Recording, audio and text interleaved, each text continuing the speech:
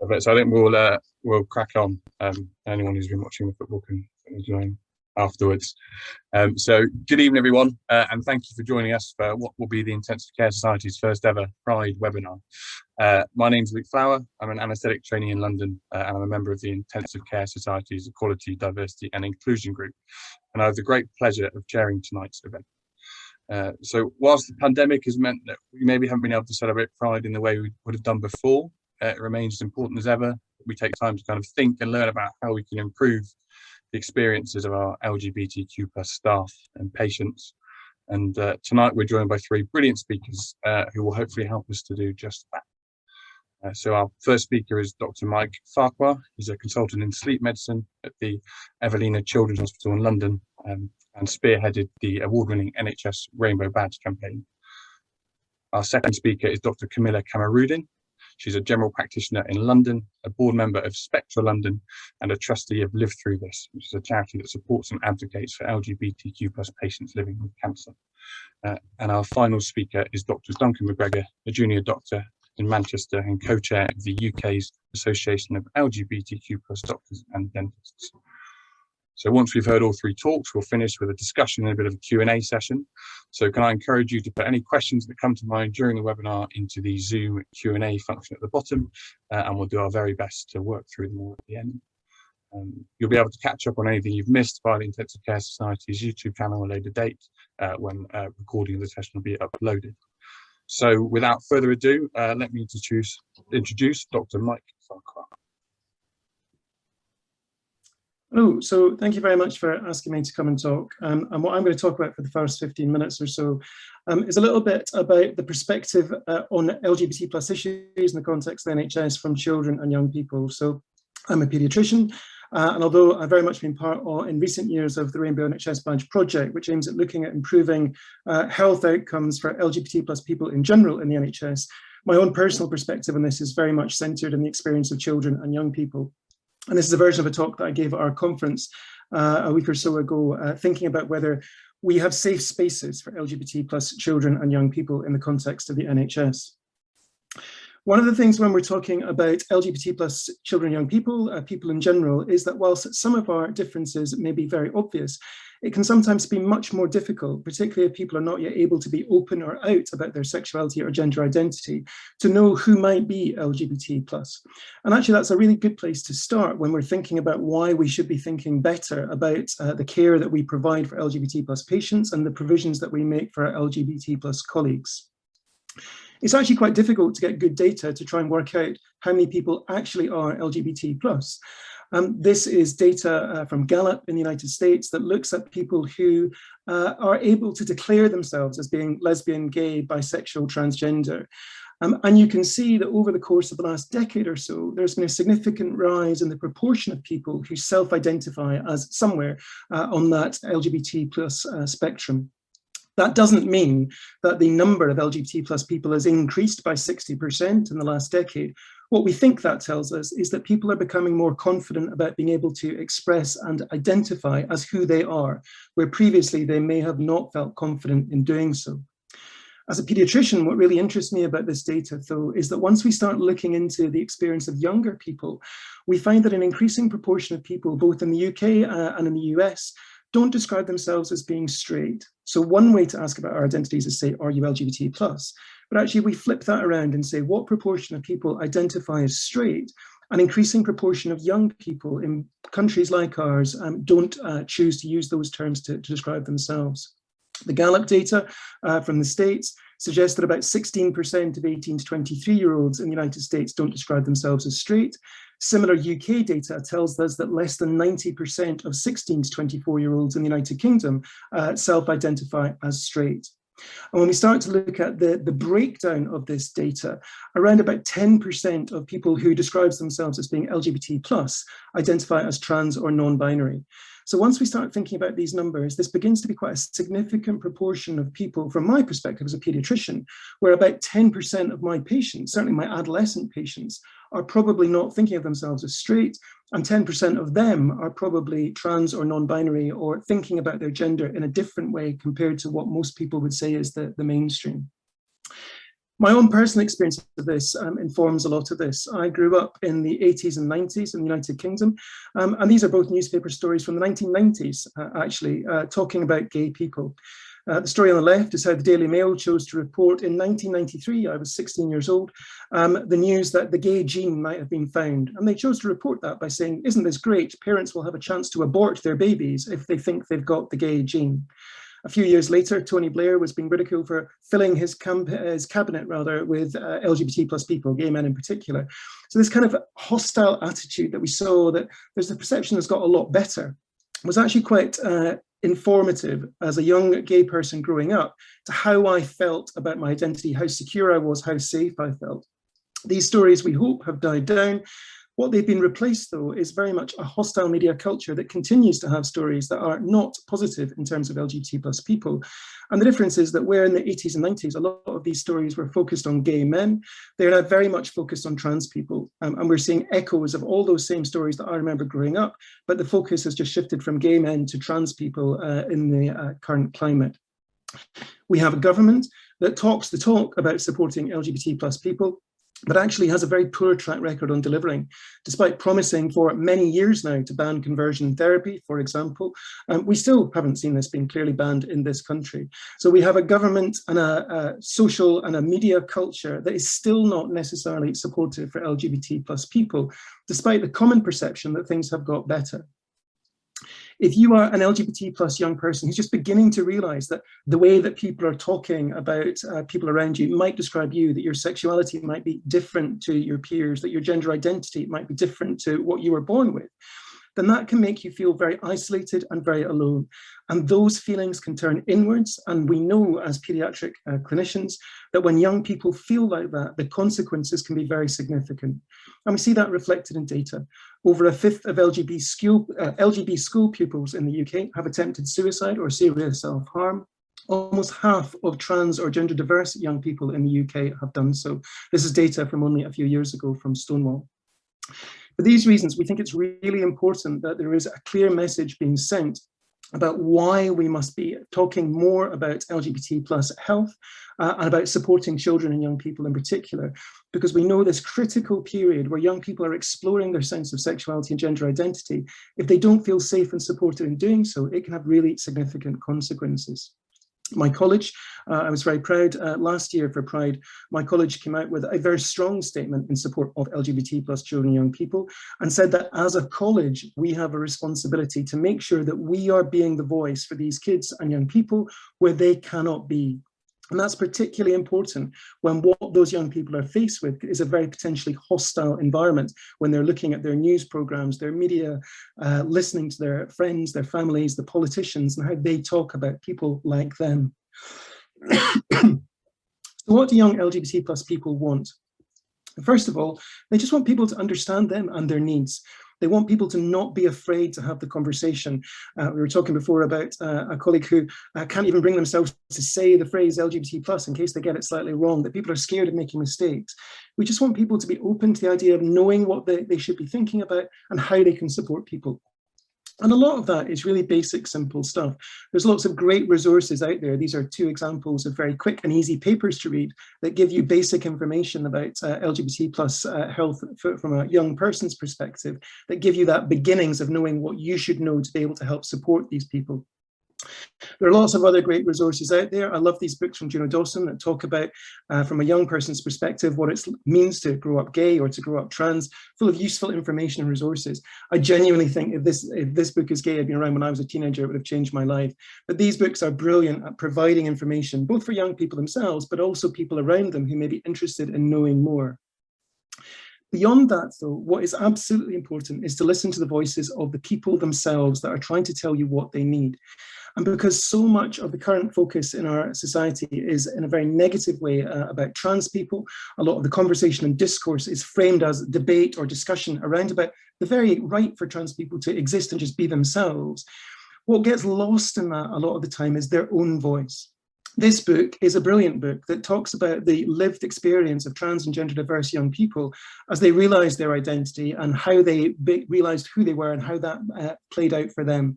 Listening to these stories is what you really need to be doing to make sure that you understand what we are talking about when you see all the reflections in terms of Daily Mail and Newsnight stories and headlines. And that's the next point. Is trans and gender diverse young people in particular, but LGBT plus people in general, just need you to hear them. And I think actually one of the most important responsibilities of a paediatrician is to listen and to amplify the voice of young people when they may not have it himself. This short video tells you why that's important. Hello, my name is Emily, and I'm 11 years old. I just want you to know that hello, can anyone hear me? Why is no one listening to me? Listen, I've got something to say. That's not true. Who are you talking about? If I could, I'd tell you it's hard sometimes to say the stuff I want to say. I just feel angry sometimes when people don't listen. If you would just stop being the expert, I'd tell you all of these things about me.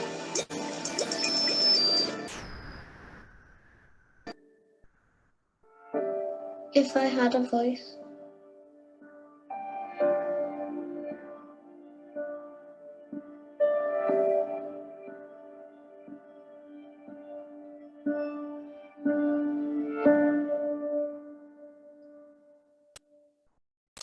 It can sometimes feel very easy to be drawn into discussions and debates about trans rights and what that means and how that should be translated.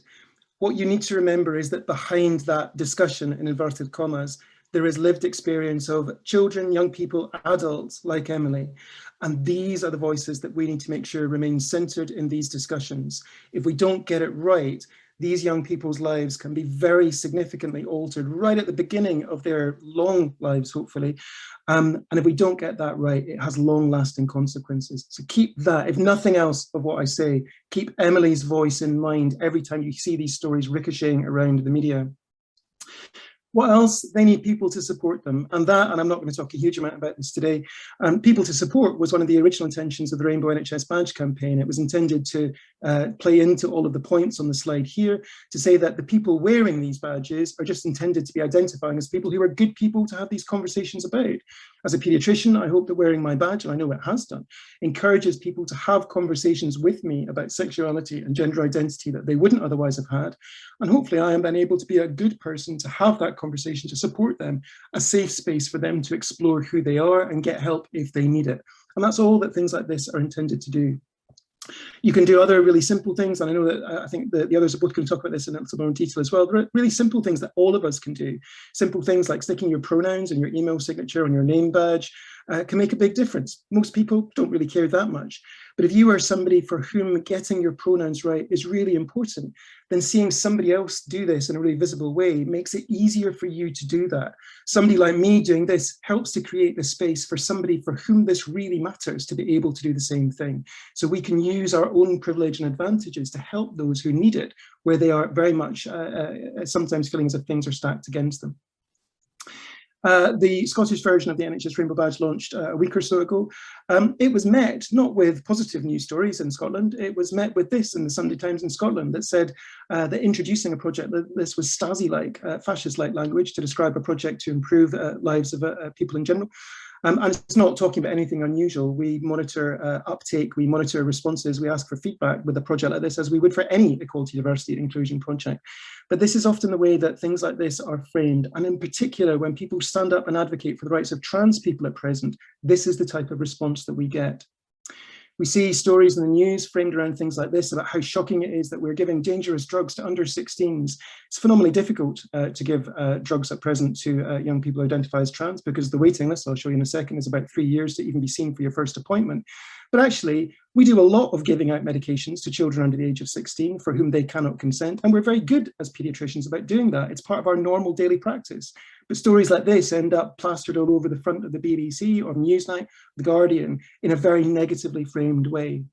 That waiting time, if you are a trans young person in the UK today, well, the trans clinic that is set up to help support you is currently seeing patients that were referred 3 years ago. So there's no fast track to any kind of intervention for young people who are gender diverse or trans today. And that has a big impact on them when they are on those waiting lists. A lot of it, so that court case was framed about the idea that some people regret transitioning, and there's a lot of focus in the media about transition regret, and if we give all these kids drugs, they're going to regret them when they grow up. The data that looks at the regret rate for people who go through with trans surgeries or trans treatments is very low. Less than 1% of people regret to the point of thinking about detransition. You compare that to things like knee surgery, the regret rate is about 10%. Does that get commented on in these stories? Absolutely not. So the way these stories are reported is often very negatively framed. The UK is not ahead of the game in this. Compared to other similar countries, our policies and the way that we support trans and gender diverse young people is not as developed or as supportive as those in other comparable countries like Australia, New Zealand, and even America, for whom there are still a lot of very negative things for trans people in particular. But compared to these countries, our model of care is not as good as it should be. And these are the things that as paediatricians, we should be coming back to and making the point time and time again. But you need to keep Emily in mind. When you are hearing about LGBT plus people, about at the moment, particularly trans and gender diverse young people and adults being talked about, these are the people that actually is meaning. These are the real stories, the real experience of the people behind those headlines. And these are the people that we have to be keeping in mind to support, to make sure the NHS is creating that safe space for them. What trans young people need, more even than someone like me, I'm a relatively privileged white cis gay man, I get traction with people who are going to listen to me anyway. But what people need is voices of people who are in positions of power, who are not from the community, standing up and saying, do you know what, we have to get this right. To trans young people, seeing people like Barack Obama or Emma Watson standing up and saying clearly and consistently that they are seen, that they matter and their rights matter, makes a huge difference. And each and every one of us has the ability to do that, to challenge ignorance, bigotry, where we see it, to call it out and to try and make things better. We marched at Pride the last time we were able to under a giant NHS rainbow badge balloon. It's great. There's often this vision today that Pride is a celebration. It's seen as a very positive thing. But actually, we forget that Pride was born out of protest. And actually, today is the anniversary of the Stonewall Riot. Pride was born out of protest. It was born out of a need for us to call out and challenge the fact that our rights are still not safeguarded or are still not there for many of the people in our community. And as long as there are still people within our community who need their rights to be fought for and defended, we should remember that Pride and everything that goes with it is still a protest. And all of us have a part to play in continuing to make that better. I think I stuck just to the 15 minutes, I hope, and I will stop there. And I think we're going to do questions at the end. I hope that was a useful overview of some of the issues where we are just now. If I can stop sharing. There you go.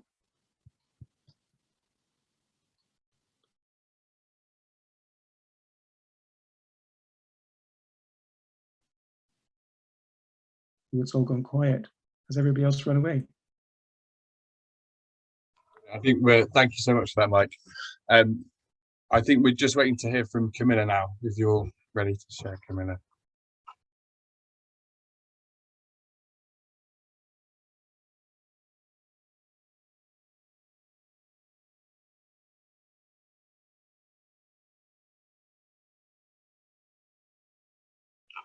If we're having a technical glitch. Oh, hey, Kamilla, perfect. Okay. And I'm a trans GP, and I advocate for trans, and sometimes as immigrant, people of color, as a woman, and sometimes as a Muslim. I would like to share my journey as a trans GP and a patient. I left Malaysia. Sorry to interrupt, Kamilla. I think your PowerPoint isn't sharing yet. It's not sharing. Can you hear me? Oh, we can hear and see you, Kamilla. I just can't see your PowerPoint yet. Oh no, our PowerPoint is. I'll speak first, and then my PowerPoint will come up later. Yeah, okay, sorry. Yeah. Yes, I advocate for, as a trans person, as a woman, an immigrant, people of color, and sometimes as a Muslim. I left Malaysia in the 90s because it was not possible for me to become a trans person. There is no access to there's no access to healthcare, no access to higher education, and there is blatant discrimination against trans people in Malaysia. Although I feel much safer in my adopted country in the UK, guilt and sadness will always be an exile's companion. My journey as a trans person is long and fraught with bouts of depression, low self-esteem, and bad coping mechanisms. There was perhaps too much drinking in the past, and even until now, I am still ashamed of some of my behavior then. But back then, I was not in a happy place. I was depressed, and I was vulnerable. And worst of all is that I do not know how to reach out for help. But I'm pleased to say that those days are now over. And I can vividly remember one event that made me change my life. I was not sleeping well then, and I was driving to work, and I fell asleep at the wheels, and it nearly caused a nasty accident. So I said to myself, I have to change my life, otherwise I might not be so lucky the next time. It wasn't until years later that I was able to transition. I announced my intention to transition at my GP practice. My staff were very happy for me. They gave me a round of applause and congratulated me. They only asked me one question: how and what should we tell our patients? I mean, I can understand the anxiety, and it's also caused me a lot of anxiety, because if the patients do not accept me or be hostile to my new identity, things will be very, very difficult for all of us. And there were no guidelines for staff to transition at HB practice. So basically, I had to make up the guidelines myself. And I told my staff, let me tell the patients myself. It would be unfair to give the responsibility of informing the patients to members of staff. I took a short break and came back as Dr. Kamilla Kamruddin. The first day was a nerve-wracking experience. I put on a big smile and a new dress. My staff were very happy for me and congratulated me. One of the regular GPs initially could not recognize me and thought I was a new female GP.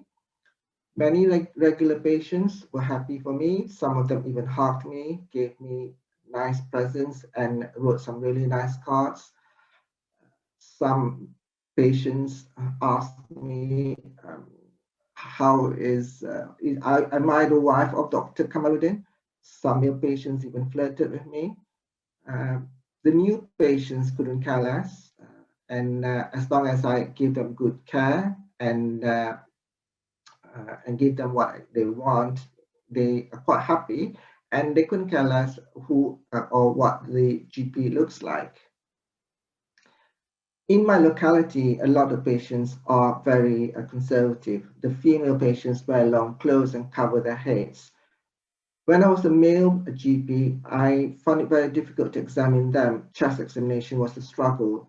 But after my transition, and even knowing that I have transitioned, these female patients allow me to examine them, even the intimate examinations, and have refused an offer of a chaperone. I was very happy that they have embraced me, and I've learned that acceptance is an uplifting experience for both who are doing acceptance and for those who are being accepted. My experience with the GMC was very disappointing. I told them of my new name and my gender marker. They said that there should be no problem, but then they didn't follow their own guidelines. And 2 weeks later, they called me and said that I could not continue working as Dr. Kamilla Kamruddin. I was really quite upset, and it took them 2 weeks for them to sort it out. And during those 2 weeks, I could not work. I was really disappointed and upset that my own professional body did not support me.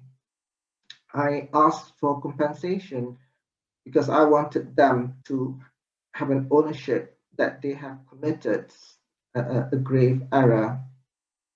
They duly paid and they apologized. As a patient, it took me 3 years for me to be seen at a gender identity clinic, and it wasn't after a year after that I could start my hormonal treatment. But my GP refused to share prescribing, and instead of arguing with them, I left and I registered with a new GP.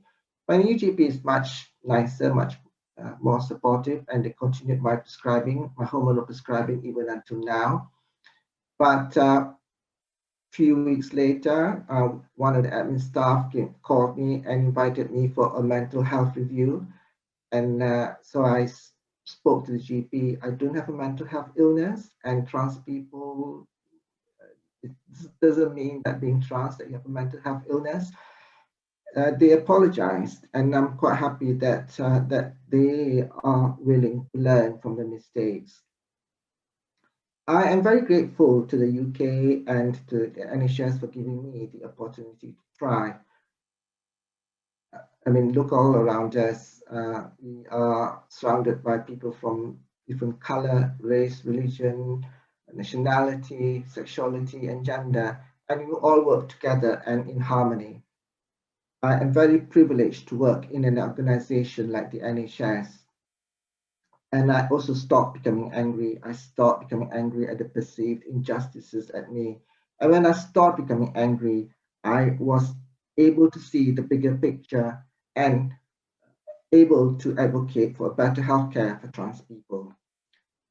And now I'd like to share some statistics about healthcare for trans people in Britain. Stonewall's LGBT in Britain Healthcare Report 2018 stated that 37% of trans people avoided healthcare. 16% are being denied healthcare because of their gender identity. 46% have suicidal thoughts in the last year. 12% have attempted suicide. 67% have experienced depression in the last year. 71% have experienced anxiety symptoms. 41% of non-binary people said they have harmed themselves, and 20% of trans people have witnessed discriminatory remarks against LGBT people by healthcare staff. And we also must understand the barriers, the healthcare barriers that face trans people. The lack of providers with expertise in trans health and hormonal therapy, creating a long waiting list. In England, average time is 3 to 4 years, and there are at present 20,000 people waiting to be seen at GIC. In my opinion, these long waiting lists are just unacceptable. So there's lack of competence and understanding of specific trans health needs when assessing general healthcare services. There are also health system barriers. Inadequate coding system in electronic records. At the moment, it's impossible to do any trans status monitoring. And without data, trans people simply do not exist. There is a lack of non-inclusive clinic facilities, and the lab references and request forms are still very much binary. And there's trans core syndrome, where clinicians view gender as more important than the presenting medical complaint. Like every single thing is just due to the hormonal treatment, headaches, things that because of the estrogen you're taking, and not thinking about any other differential diagnosis. And trans health is not taught in medical curriculum. And there are also socioeconomic barriers, travel expenses. Patients have to travel from Wales to come down to London for their healthcare, high prevalence of mental health problems, and low income. There's also lack of awareness among trans people of the specific trans health services available. Previous negative experience from a healthcare professional, and trans people avoiding medical care for fear of being mistreated. And let's look at microaggressions. What are microaggressions? They are everyday slights, indignities, put-downs, and insults that people from a marginalized group experience in their day-to-day interactions with people. They are specific to a marginalized group that's discriminated against. And they happen casually, frequently, and often without harm intended in everyday life, but can cause physical and mental health problems.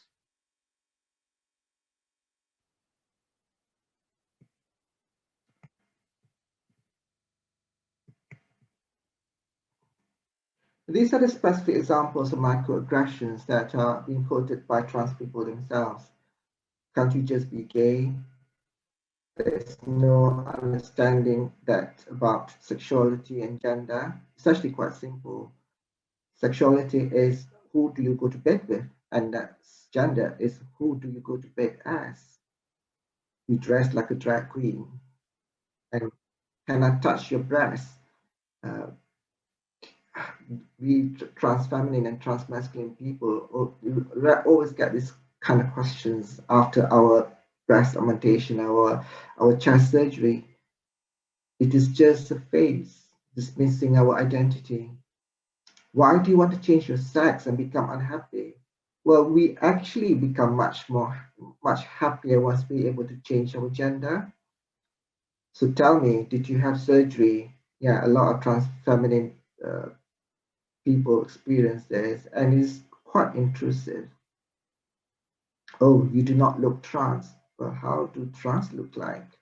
And you look so convincing. I would never tell you that you're trans. So I plead to all of you out here to open up your hearts and minds and embrace trans people. Invite them to your safe spaces and create opportunities to make them, happier. And if at the end of this webinar, if you can make a pledge, however big or small, and provide more inclusivity for trans people, I would be very grateful. The willingness to learn and humility from a healthcare professional can be an enormous support for trans people. We trans people are good people. We are hardworking people, and we want to contribute to the society. All we need are opportunities. Last but not least, thank you very much.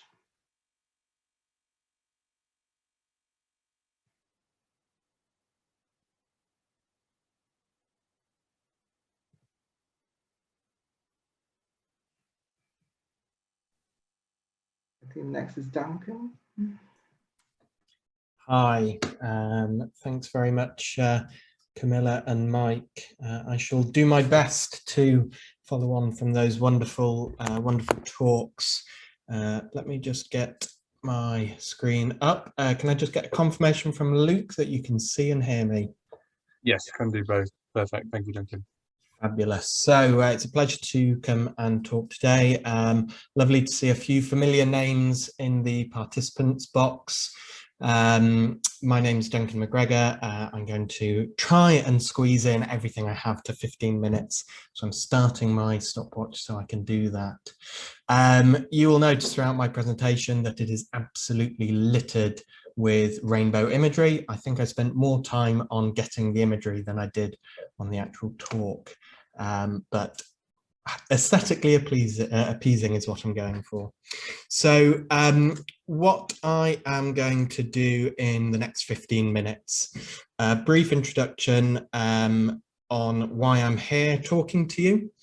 I'm going to focus on LGBTQ plus health experiences, because obviously I'm here talking to the multidisciplinary team of intensive care. And a lot of the times I will run this talk, I'll talk about health inequalities, but a lot of those health inequalities won't be directly seen by the members here watching this video.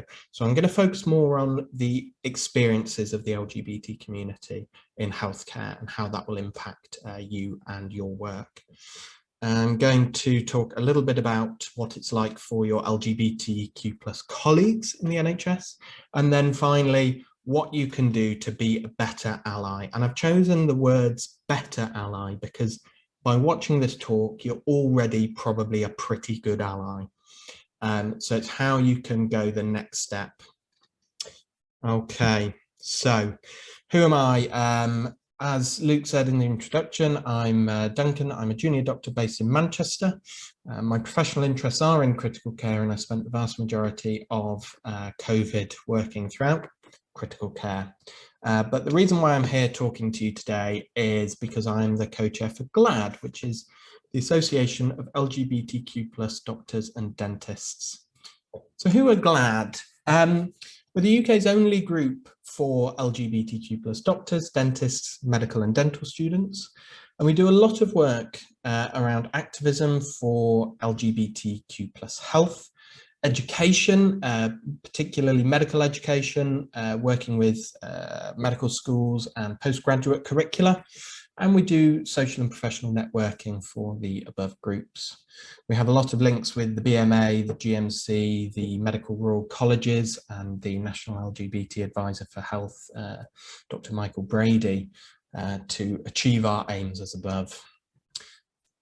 So when I talk about LGBT health, I often bring it right back down to basics. Now, I've not got time in the 15 minutes afforded to go through each of these terms. Most of the terms should hopefully be familiar to you, but if there's anything in there that isn't familiar, I would really, really urge you after this talk to go and have a little look and just get a basic working understanding, because a lot of the poor experiences that we see that drive health inequalities are based off of misunderstandings, miscommunications between healthcare providers and patients. And those negative experiences really drive patients away, alongside a lot of other factors in society that build into those health inequalities. But it's really, really important that you have at least a fundamental understanding of these basic terms.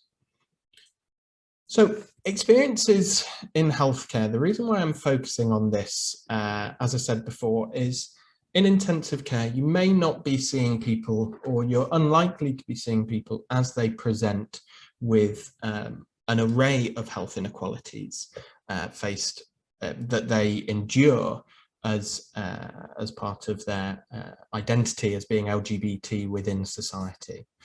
But what is really, really vitally important for you as clinicians and healthcare professionals in intensive care is the relationships that you build and that you keep with patients and family members. To have really good quality relationships with LGBT patients or family members will have massive implications on the quality of care received in intensive care. As I'm sure you all know, I'm not here to teach so-and-so to suck eggs. But here, what we need to really focus on is understanding your patients and why people in the LGBT community will have poor experiences and come into that environment perhaps with negative preconceptions about how things are going to go. We see amongst lesbian, gay and bisexual people quite significant proportions having already had negative experiences just in the past year alone, a third to a half. Many LGBT people are not out to their general practitioner. Many women who are lesbian and bisexual feel like inappropriate comments have been made, and many also feel that these issues are being ignored by healthcare staff. And then looking at the wider LGBT population, inclusive of trans and non-binary people, we see similar trends, negative experiences. We see pressured questions and even fear of discrimination amongst this cohort. And here at the bottom, a very, very high proportion of people who are not out. And if they're not out, they can't ever possibly have that interaction. There was a very sobering tweet by a colleague who works who is trans and who works in NHS England, who during COVID got COVID symptoms quite severely and was more afraid of going into hospital because of the fear of the discrimination that they would have for being trans than they were of COVID. And this was in the first wave where there was lots of uncertainty. So that fear, that barrier for those patients is very real. And these are real quotes that I use to try and illustrate the above, the previous statistics.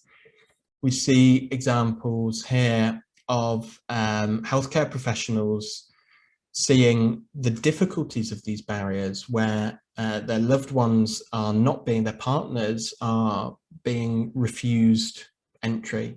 And you can imagine in intensive care where those relationships with the family are so vital and so important that barriers to a patient's partner being allowed entry and being part of that discussion about their care can be really, really detrimental.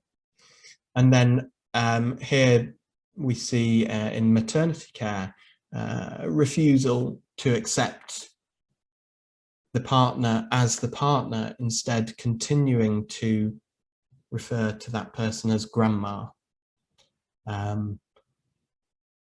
These experiences are just a handful that have been selected to demonstrate the trends.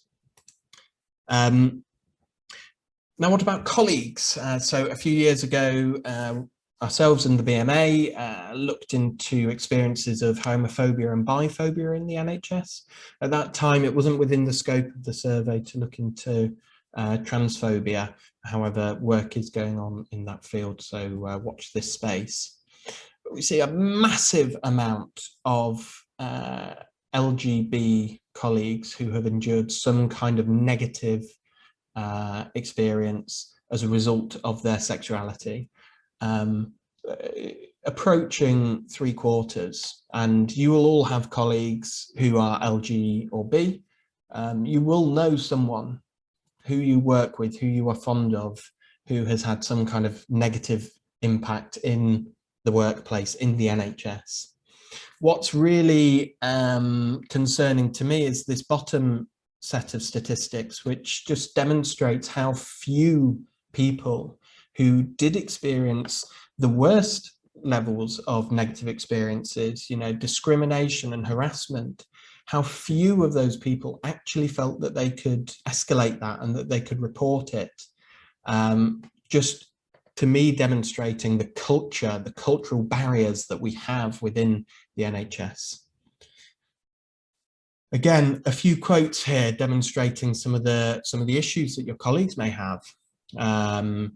It takes a while to trust people to come out, you know, particularly for the doctors who are on a rotational basis, rotating every 4 to 6 months through different departments. You're coming out constantly, and having the confidence in the team around you that is a safe space to be open about yourself is not insignificant. Again, not being able to discuss your home life, partners, husbands, wives, etc., with colleagues because of fear about intrusive questions or discriminatory views, and that can go as far as potentially not being able to discuss things that are difficult at home because of concerns about the above. So for the last few minutes, I'm going to focus on the real punch part. What can you do as allies? How can you be uber allies? And so this will be the case for LGBTQ plus patients, colleagues, and a lot of these issues can be sort of extrapolated to being to other protected characteristics and other minorities. Important to point out at that point that we know with all statistics that minorities within minorities fare worse. So the trans community will fare worse within the LGBT community, particularly as well ethnic minorities, women who are also LGBT will fare worse. So it's important that a lot of we think with an intersectional hat on about how to be an ally. But when considering LGBTQ plus patients, if there's one sort of bit to take away from my talk, it's that first one: please don't make assumptions. If you are uncertain about somebody's, if you're uncertain about somebody's gender identity, somebody's sexuality, and it's pertinent to the conversation, sensitively asking is going to do less harm than making assumptions and potentially putting your foot in it. But I'll talk a little bit about asking when it comes to trans patients specifically in a moment. Acknowledging and respecting someone's partner, again, focusing on what it is to be in intensive care. If you have a patient who is gay or lesbian with a same-sex partner, acknowledging them exactly the same way as you would any other partner is so important. Thinking about the words that you're using. Your words have power. Your words carry a strength to them.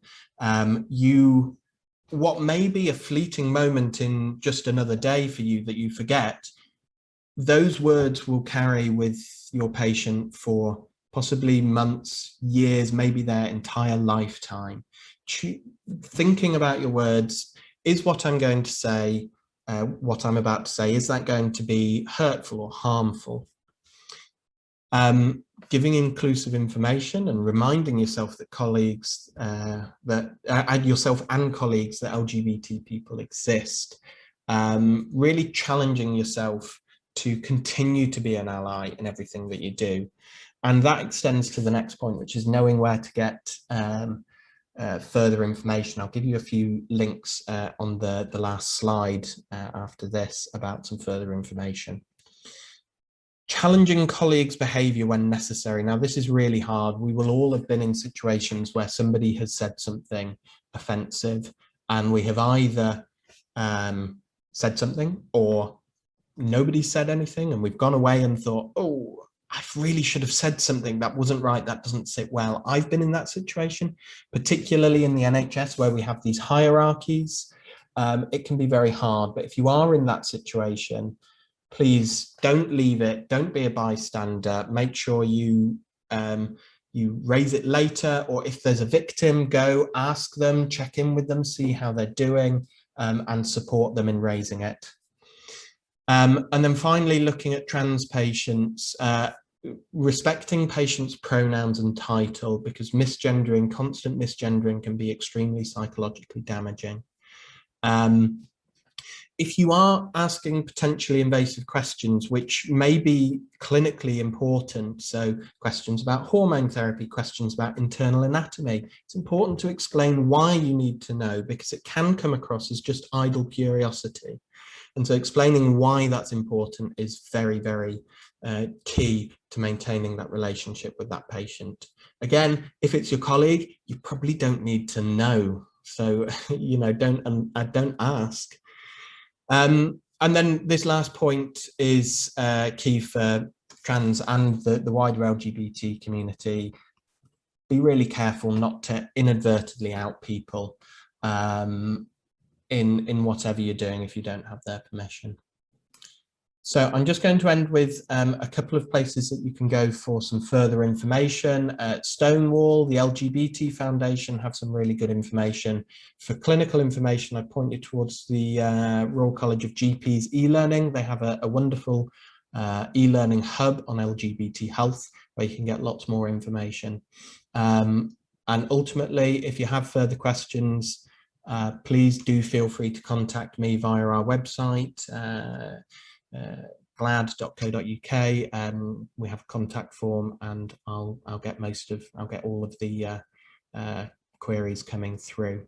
Thank you very much. I look forward to hearing some of the questions, and I hope this has been helpful.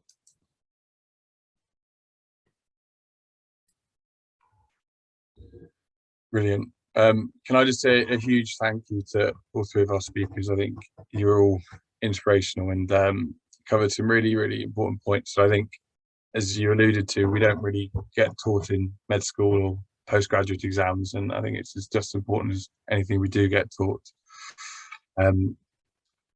I think so. There's just a comment that's been put by one of you who's called Mark, who's a former ICU patient. He's just made a comment that he's recently come to the realization that he's asexual, and he felt that the pressure to be normal, in inverted commas, of course, likely harmed his growth as a person when he was younger. And although he feels that, you know, he didn't face the discrimination of others because he could pass as kind of a cis heterosexual man, it would have been helpful to have someone to talk about feeling different for people of his own age. And I mean, I certainly echo that hugely, and I think it would have made a huge difference to an adolescent, Luke, and even me now. I just wonder if our panelists have anything to say, any thoughts?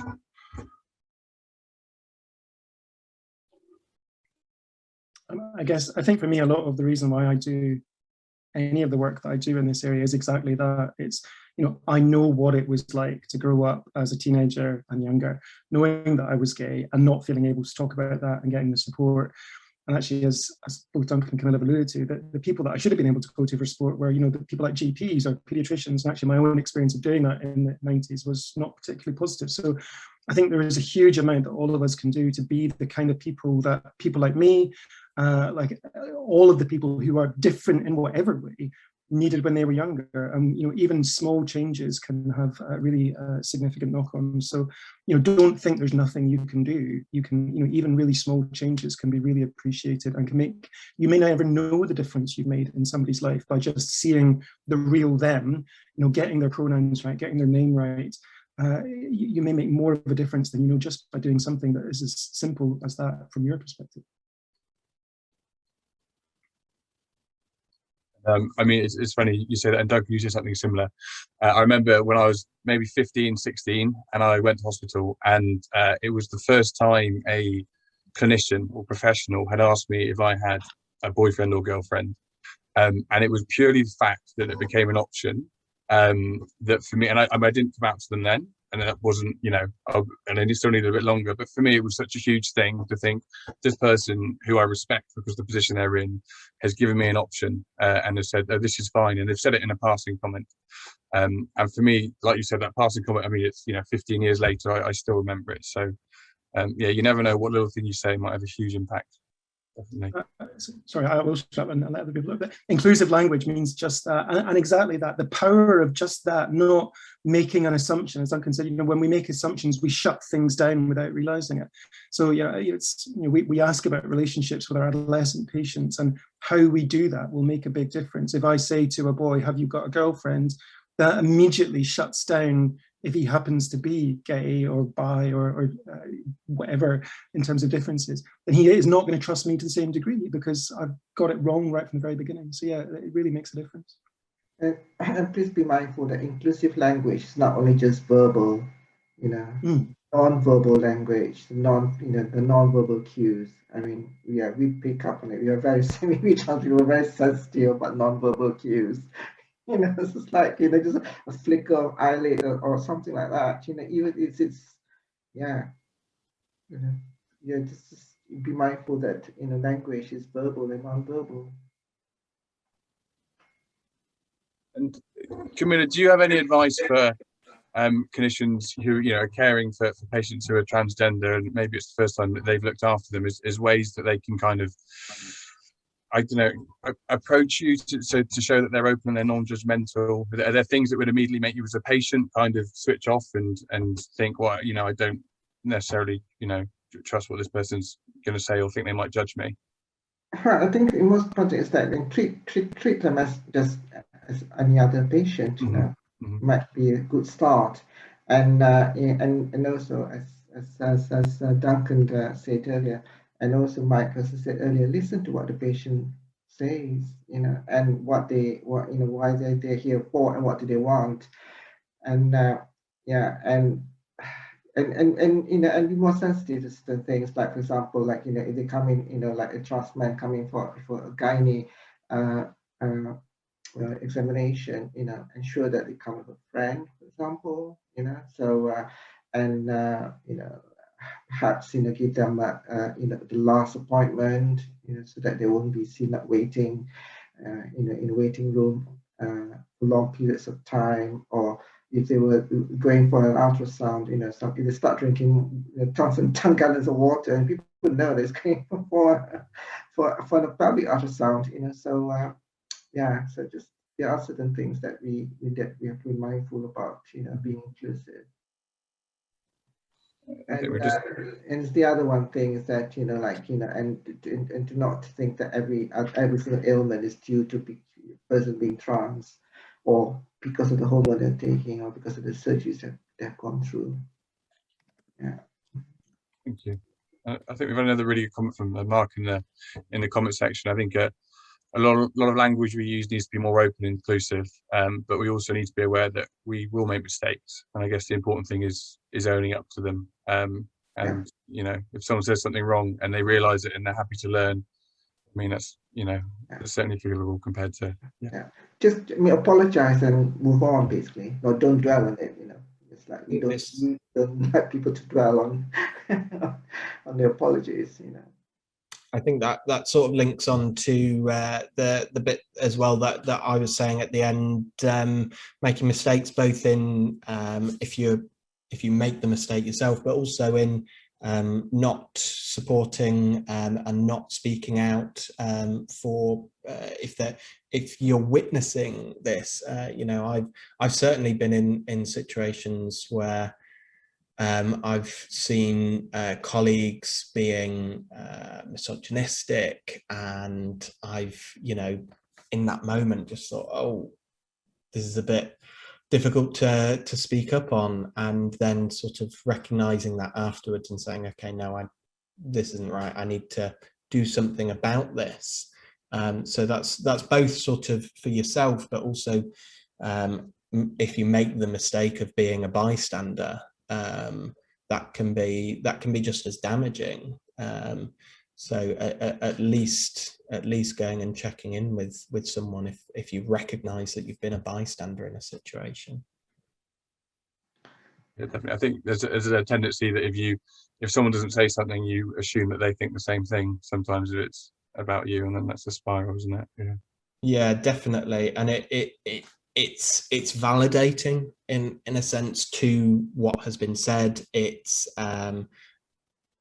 It also leaves the person who might be at the receiving end of it feeling very isolated, which worsens those feelings of those experiences of that barrier being between them and the rest of you.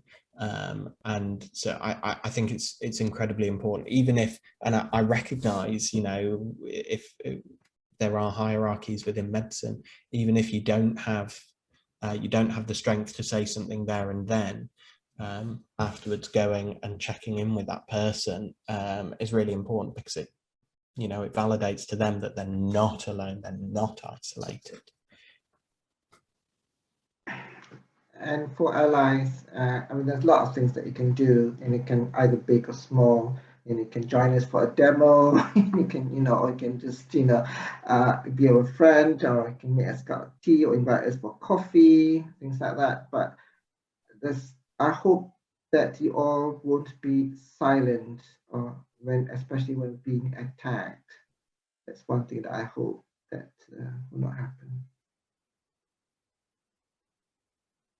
Well, brilliant. I think I could, I mean, I'm sitting talk here all night, but I've got to bring it to a close now in the interest of time.